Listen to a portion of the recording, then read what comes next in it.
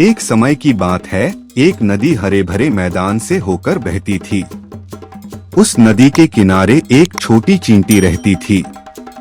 वह चींटी रोज नदी के पास पानी पीने जाया करती थी। एक दिन जैसे ही वह पानी पी रही थी, अचानक उसका पैर फिसल गया और वह बहती हुई नदी में गिर गई। चींटी ने घबराकर चिल्लाना शुरू कर दिया, बचाओ बचाओ, लेकिन उसकी आवाज सुनने वाला वहाँ कोई नहीं था।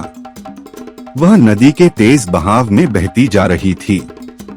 पास ही के एक पेड़ पर एक चिड़िया बैठी हुई थी।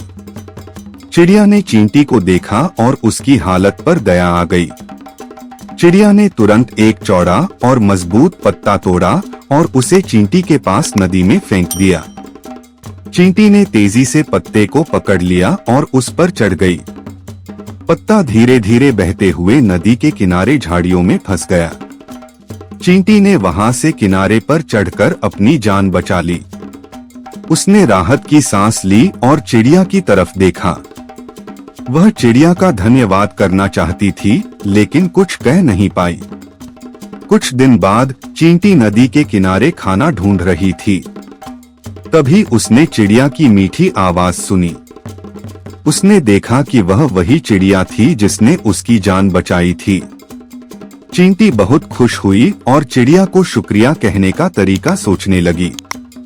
तभी अचानक उसने देखा कि पास ही एक शिकारी खड़ा था। उसके हाथ में धनुष और तीर था। शिकारी चुपचाप चिड़िया पर निशाना साध रहा था। चींटी को यह देखकर बहुत डर लगा, लेकिन उसने जल्दी से शिकारी की टांग पर जोर से काट लिया। शिकारी दर्द से चीख पड़ा और उसका निशाना चूक गया।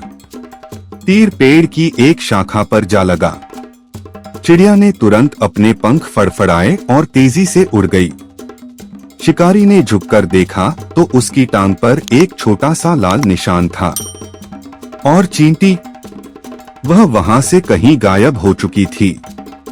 पाठ: सही समय पर की गई छोटी सी मदद भी बड़ी मुश्किल में आपको बचा सकती है।